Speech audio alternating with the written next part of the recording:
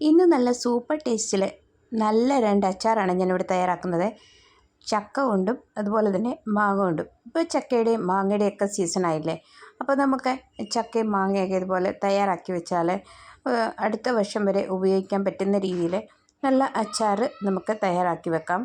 അങ്ങനെ ഞാനിന്ന് ചക്കയൊക്കെ ഇന്ന് വാങ്ങിച്ചുകൊണ്ട് വന്ന്, ഇത് പൊട്ട് ചക്കയുടെയാണ്. ഇപ്പം ഇവിടെ മധ്യപ്രദേശിൽ ചക്കയൊന്നും വിളയാറായിട്ടില്ല, എല്ലാം പൊട്ട് ചക്കയാണ്.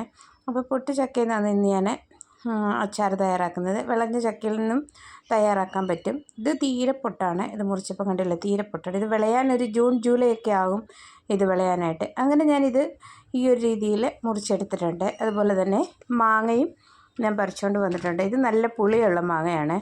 അപ്പം നിങ്ങൾക്ക് അച്ചാറിടാൻ പറ്റിയ മാങ്ങ ഉണ്ട്, അധികം പുളിയില്ലാത്ത ഉരുണ്ട മാങ്ങ, അതിനധികം പുളിയില്ല. പക്ഷേ ഈ ഒരു നീളത്തിലിരിക്കുന്ന ഇത്രയും മാങ്ങ നല്ല പുളിയുള്ള മാങ്ങയാണ്. അപ്പോൾ കുഴപ്പമില്ല, നമുക്ക് പെട്ടെന്ന് കഴിക്കാനല്ലല്ലോ, അടുത്ത വർഷം കഴിക്കാനല്ലേ, അതിന് കുഴപ്പമില്ല, നല്ലതാണ്. അതുകൊണ്ട് ഞാനതൊക്കെ ഒന്ന് കഴുകി ഇതൊന്ന് തുടച്ച് വൃത്തിയാക്കി എടുത്തതിന് ശേഷം ഈ രീതിയിൽ ഇതൊന്ന് അരിഞ്ഞെടുക്കുന്നുണ്ട്. ഇതിൻ്റെ അരിയൊക്കെ ഒന്ന് കളഞ്ഞു. ഇനി ഇതിനകത്തൊരു ചെറിയ പാടയുണ്ട്, അതുകൂടെ കളയണം. അത് നമുക്ക് ചൂടാക്കിയെടുത്തതിന് ശേഷം കളഞ്ഞാലും മതി. കുറച്ച് നേരത്തേക്ക് ഒന്ന് വെയിലത്ത് വെക്കണം, ഒരു 15 മിനിറ്റ് അല്ലെങ്കിൽ അരമണിക്കൂർ മാത്രം ഇത് വെയിലത്തൊന്ന് വെക്കാം. ഞാനിതൊന്ന് വെയിലത്ത് വെക്കുന്നുണ്ട്, ഒരു അരമണിക്കൂർ മാത്രമേ ഇത് വെക്കുന്നുള്ളൂ. അതിനുശേഷം നമുക്ക് അച്ചാർ തയ്യാറാക്കാം. ഇതിലേക്ക് ഞാൻ കടുകെണ്ണയാണ് ഉപയോഗിക്കുന്നത്. നിങ്ങൾക്ക് കപ്പലണ്ടിയുടെ എണ്ണ ഉപയോഗിക്കാം, നല്ലെണ്ണ ഉപയോഗിക്കാം. ഞാനിവിടെ കടുകെണ്ണയാണ് അച്ചാറിന് ഏറ്റവും നല്ലത്. അപ്പോൾ നിങ്ങൾ കടുകെണ്ണ ഉപയോഗിക്കാൻ ശ്രമിക്കുക. ഇല്ല എന്നെങ്കിൽ നല്ലെണ്ണ, നാട്ടിലൊക്കെ നല്ലെണ്ണ കിട്ടുമല്ലോ, അപ്പം നല്ലെണ്ണ ഉപയോഗിക്കാം. അങ്ങനെ ഞാൻ ഈ കടുകെണ്ണ ആയതുകൊണ്ട് ഇത് നല്ലവണ്ണം ഒന്ന് ചൂടാക്കിയെടുക്കണം. അതിൻ്റെ ആ മണമൊക്കെ ഒന്ന് മാറിക്കിട്ടണം. ആവി വരുന്ന ഒരു രീതി ആകുമ്പം അത് തീ ഓഫാക്കണം. അങ്ങനെ ഞാനിതൊന്ന് ചൂടാക്കി മാറ്റി വെച്ചിട്ടുണ്ട്. അപ്പോൾ നമുക്ക് ചക്ക ആദ്യം അച്ചാറിടാം. ചക്ക ഞാനിവിടെ വേറൊരു രീതിയിലാണ് അച്ചാറിടുന്നത്. ഹിന്ദിക്കാർ ഈ ചക്ക ഒന്ന് ആവിയിൽ വേവിക്കും, അല്ലെങ്കിൽ വെള്ളത്തിലിട്ട് അവർ വേവിക്കാറുണ്ട് അച്ചാറിടാൻ വേണ്ടി. അതുകൊണ്ട് എനിക്ക് അതൊരു നല്ലതായിട്ട് തോന്നിയില്ല. അതുകൊണ്ട് ഞാൻ എൻ്റെ രീതിയിൽ ഇതൊന്ന് ഈ എണ്ണയിലൊന്ന് വറുത്തെടുക്കുന്നുണ്ട്. എണ്ണയിലൊന്ന് വറുത്തെടുത്ത് നല്ലൊന്ന് വേവിച്ചതിന് ശേഷം, ഈ എണ്ണയിൽ തന്നെ വേവിച്ചതിന് ശേഷം ഇത് അച്ചാറിടാനാണ് ഞാൻ ആഗ്രഹിക്കുന്നത്. അപ്പം ഇങ്ങനെ ചെയ്യാം, അല്ലാതെ ആവിയിൽ വേവിച്ചിട്ട് അച്ചാറിടാം, എങ്ങനെ വേണമെങ്കിലും ചെയ്യാം. ഇതിലേക്ക് വേണമെങ്കിൽ മഞ്ഞൾ ചേർക്കാം, അല്ലെങ്കിൽ പിന്നെ ചേർത്താലും കുഴപ്പമില്ല. അപ്പം ഇതൊന്ന് നല്ലവണ്ണം എണ്ണയിലൊന്ന് വറുത്ത് ഇനി ഇതൊന്ന് അടച്ച് വെച്ച് വേവിച്ചാലേ ഇതൊന്ന് വേവത്തുള്ളൂ. കാരണം ഈ ചക്കയല്ലേ, ഇത് കുറേ സമയം എടുക്കും വേവാനായിട്ട്. അതുകൊണ്ട് ഇത് നല്ലവണ്ണം ഒന്ന് ആദ്യം വറുത്തെടുക്കുക.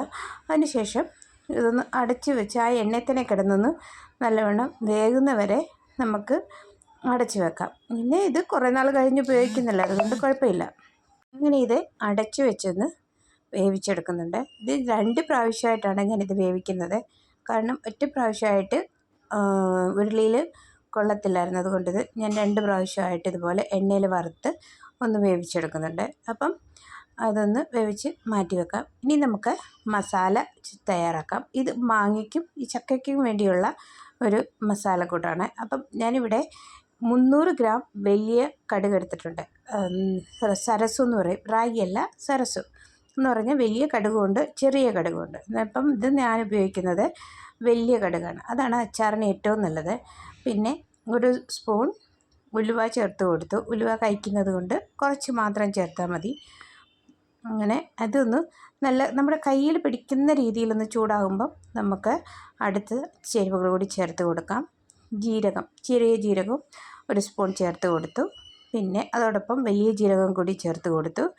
ഇനി കുറച്ച് കുരുമുളക് അല്പം മാത്രമേ ഞാൻ ചേർത്തിട്ടുള്ളൂ. കുരുമുളക് കൂടി ചേർത്ത് കൊടുത്ത് ഇനി ഇത് നല്ലവണ്ണം ഒന്ന് ഇളക്കി കൊടുക്കാം. നമ്മുടെ കയ്യിൽ എടുക്കുമ്പം നമുക്ക് ചൂടറിയാം, അതുപോലത്തെ രീതിയിൽ ഇതൊന്ന് വറുത്തെടുത്താൽ മതി. അധികം കരിഞ്ഞു പോയാൽ അതിൻ്റെ ടേസ്റ്റ് മാറിപ്പോവും. അപ്പം ഇതുപോലെ ചൂടാക്കി എടുക്കുക. തീ ഓഫാക്കിയതിന് ശേഷം ഞാനിവിടെ 2 സ്പൂണ് കടുക് പരിപ്പ് എന്ന് പറഞ്ഞാൽ ചെറിയ കടുകിൻ്റെ പരിപ്പ്, അത് പ്രത്യേകം നമുക്ക് കടകളിൽ വാങ്ങിക്കാൻ കിട്ടും, അതുകൂടി ചേർത്ത് കൊടുത്തിട്ടുണ്ട്. അതുകൂടി ഒന്ന് ഇതിൻ്റെ കൂടെ ഇട്ട് ഒന്ന് ചൂടാക്കിയെടുക്കാം. ആ ചൂടിൽ തന്നെ നമുക്ക് ചൂടാക്കിയെടുത്താൽ മതി. അപ്പോൾ ഇനി ഇതെല്ലാം കൂടി ഒന്ന് നമുക്ക് പൊടിച്ചെടുക്കണം. ഇത് നമുക്ക് മാങ്ങയ്ക്കും ചക്കയ്ക്കുമുള്ള മസാലയായി. ഇനി നമുക്ക് അച്ചാർ തയ്യാറാക്കുന്നതെന്ന് നോക്കാം. ചക്കയിലേക്ക് ഉപ്പ് ചേർത്ത് കൊടുത്തിട്ടുണ്ട്. ഇനി മുളക് പൊടി, എരിവിലുള്ള മുളക് പൊടി ചേർത്ത് കൊടുത്തു. ഇനി ഇതിലേക്ക് എരിവില്ലാത്ത കാശ്മീരി മുളക് പൊടി ചേർത്ത് കൊടുത്തു. പിന്നെ മഞ്ഞൾപ്പൊടി ചേർത്ത് കൊടുത്തു. പിന്നെ നമ്മൾ ആ പൊടിച്ച് വെച്ചതിൻ്റെ പകുതി മാത്രം മസാല എടുത്തു അതുകൂടി ചേർത്ത് കൊടുത്തു. പകുതി മാത്രം ഇപ്പം ചേർത്താൽ മതി, പകുതി നമുക്ക് മാങ്ങയ്ക്ക് വേണ്ടത് കൊണ്ട് പകുതി ചേർത്ത് കൊടുക്കാം. ഇനി നമുക്ക് ഇതിലേക്ക് വിനാഗിരി ചേർത്ത് കൊടുക്കാം. ഞാനിവിടെ വിനാഗിരി ആവശ്യത്തിന് ചേർത്തിട്ടുണ്ട്, 1 ഗ്ലാസ് ചേർത്തിട്ടുണ്ട്. കാരണം ചക്കയ്ക്ക് പുളിയില്ലല്ലോ, അതുകൊണ്ട് കുറേ ഏറെ ചേർക്കാം. അതുപോലെ തന്നെ ചക്ക കുറേ ദിവസം വെക്കേണ്ടതല്ലേ, അതുകൊണ്ട് ഏറെ ചേർത്ത് കൊടുക്കാം. ഇതിലേക്ക് നമ്മൾ നേരത്തെ എണ്ണ ചൂടാക്കി വെച്ചിരുന്നില്ലേ, കടുകെണ്ണ, അതുകൂടി ഒഴിച്ചു കൊടുക്കാം. ആവശ്യത്തിന് എണ്ണ ഒഴിച്ചു കൊടുക്കാം. എത്ര എണ്ണ ഒഴിച്ചു കൊടുക്കുന്നു അത്ര എണ്ണ ഒഴിച്ചു കൊടുക്കാം. അപ്പോൾ അങ്ങനെ നമ്മുടെ ചക്ക അച്ചാർ റെഡി ആയിട്ടുണ്ട്. ഇനി നമുക്ക് മാങ്ങ അച്ചാർ എങ്ങനെയാണ് തയ്യാറാക്കുന്നത് നോക്കാം. അപ്പം ഞാൻ വെയിലത്ത് വെച്ച് ഒരു അരമണിക്കൂർ മാത്രം വെയിലത്ത് വെച്ച് അതിൻ്റെ അകത്തെ പാടയൊക്കെ ഒന്ന് എടുത്ത് കളഞ്ഞു. ഇനി ഇതിലേക്ക് ഉപ്പ് ചേർത്ത് കൊടുക്കാം. ഉപ്പ് ആവശ്യത്തിന് ചേർത്ത് കൊടുക്കാം. ഇനിയും നമുക്ക് എരിവുള്ള മുളക് പൊടി ചേർത്ത് കൊടുക്കാം. അത് സെയിം പ്രൊസീജിയറാണ്, ചക്കയ്ക്ക് നമ്മൾ ചെയ്ത സെയിം പ്രൊസീജിയർ മാത്രം, വേറെ വ്യത്യാസമൊന്നുമില്ല. പിന്നെ ഇതിൽ അല്പം കായം കൂടി ചേർക്കണമെന്ന് മാത്രമേ ഉള്ളൂ. നമുക്ക് ചക്കയ്ക്ക് കായം ചേർത്തില്ല, പക്ഷേ മാങ്ങയ്ക്ക് നമ്മൾക്ക് കായം ചേർക്കണം. അങ്ങനെ മുളക് പൊടി, എരിവുള്ളത്, എരിവില്ലാത്ത മുളക് പൊടി, മഞ്ഞൾപ്പൊടി, പിന്നെ നമ്മൾ പൊടിച്ച് വെച്ച മസാല, പിന്നെ വിനാഗിരി, പിന്നെ എണ്ണ, അത്രയും ചേർത്ത് ഇനിയിപ്പം ഒന്ന് ഇളക്കിയതിന് ശേഷം ലാസ്റ്റിൽ നമുക്ക് കായം ചേർത്താൽ മതി. ഇതൊന്ന് നല്ലവണ്ണം ഇളക്കിയെടുക്കുക. നല്ല സൂപ്പർ ടേസ്റ്റാണിതിപ്പം. അപ്പം നിങ്ങൾ ഇതുപോലെ തയ്യാറാക്കി വെക്കുക. 1 വർഷം ഒക്കെ കഴിയുമ്പോൾ ഇതെടുക്കുമ്പോൾ നല്ല സൂപ്പറാണ്. സൂപ്പർ ടേസ്റ്റോടു കൂടി നമുക്ക് ചോറിൻ്റെ കൂടെ കഴിക്കാൻ പറ്റും.